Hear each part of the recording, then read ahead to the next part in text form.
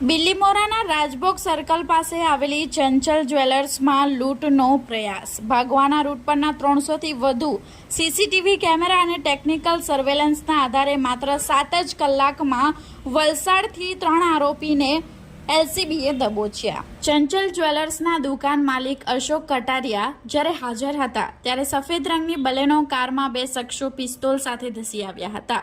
લૂંટારુઓએ હથિયાર બતાવી માલ થેલીમાં ભરી દેવા ધમકી આપી હતી. જોકે અશોક કટારિયાએ પ્રતિકાર કરતા આરોપીઓએ 2 રાઉન્ડ ફાયરિંગ કર્યું હતું. એક ગોળી ખભાના ભાગે અને એક દાઢીના ભાગે વાગી હોવા છતાં તેમણે હિંમત હાર્યા વગર લાકડીની હોંકી વડે સામનો કર્યો હતો. સાહસિક વળતા હુમલાથી ગભરાઈને આરોપીઓ લૂંટ કર્યા વગર જ નાસી છૂટ્યા હતા. ગુનાને અંજામ આપ્યા બાદ આરોપીઓએ પોલીસને માળે ચઢાવવા માટે પૂર્વ આયોજિત પ્લાન મુજબ ચીખલીના આલીપોર ગામની સીમમાં ક્વોરી પાસે કાર છોડી દીધી હતી. તેમણે ઓળખ છુપાવવા કપડાં અને બૂટ બદલી નાખ્યા હતા અને પગપાળા હાઈવે પર પહોંચી બસ દ્વારા વલસાડ ભાગી ગયા હતા. પોલીસે તપાસ દરમિયાન બિનવારસી કાર કબજે કરી હતી, જેના કાચ પર બ્લેક ફિલ્મ અને નંબર પ્લેટ પર કાળો કલર લગાવ્યો હતો. કારમાંથી ગુનામાં વપરાયેલા કપડાં અને બૂટ મળી આવ્યા હતા. પોલીસે ઉમંગ દિલીપ વાછાણી રહે તિથલ રોડ વલસાડ, મનોજ ઉર્ફે આકાશ, રાજુ સૂર્યવંશી રહે હાલર રોડ વલસાડ અને રજનીકાંત ઉર્ફે રાજુ શશિકાંત મકવાણા રહે તિથલ રોડ વલસાડને ઝડપી પાડ્યા હતા. બિલીમોરા પોલીસે આર્મ્સ એક્ટ કલમ મુજબ ગુનો નોંધી આરોપીઓના રિમાન્ડ મેળવવાની તજવીજ હાથ ધરી છે. ફાયરિંગમાં વપરાયેલી પિસ્તોલ રસ્તામાં ક્યાંક ફેંકી દીધી હોવાની કબૂલાતના આધારે હથિયાર રિકવર કરવા તપાસ ચાલુ છે.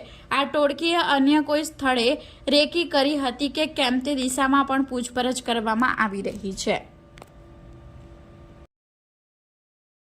જી સર, નવસારી જિલ્લાના બિલીમોરા પોલીસ સ્ટેશન વિસ્તારના ગુહારબાગમાં આવેલા ચંચલ જ્વેલર્સની અંદર આજે બપોરે લગભગ 2:45 વાગે 2 અજાણ્યા ઈસમોએ આવી અને જ્વેલર્સને લૂંટવા માટેની કોશિશ કરેલી છે. જે દરમિયાન એમને ફાયરિંગ પણ કરેલું છે જ્વેલર્સ પર. જ્વેલર્સને અત્યારે હાલ તાત્કાલિક નજીકના હોસ્પિટલમાં શિફ્ટ કરી દેવામાં આવ્યો છે. એમની સારવાર અત્યારે ચાલુમાં છે, જેમની તબિયત અત્યારે સ્ટેબલ છે.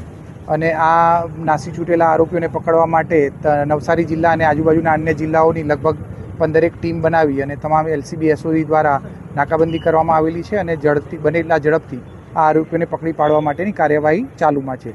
જે બાબતે ઉપરી અધિકારીઓનું માર્ગદર્શન પણ મેળવવામાં આવ્યું છે અને તે મુજબ હાલ કામગીરી ચાલુમાં છે. અત્યારે હાલ લૂંટનો પ્રાઇમરી બનાવ ચાલી રહ્યો છે. તે સિવાય બીજા તમામ પાસાઓ ચકાસી રહ્યા છે કે આ સિવાય અન્ય કોઈ પણ બાબત ધ્યાન પર આવે તો એ દિશામાં પણ ચોક્કસથી તપાસ થશે.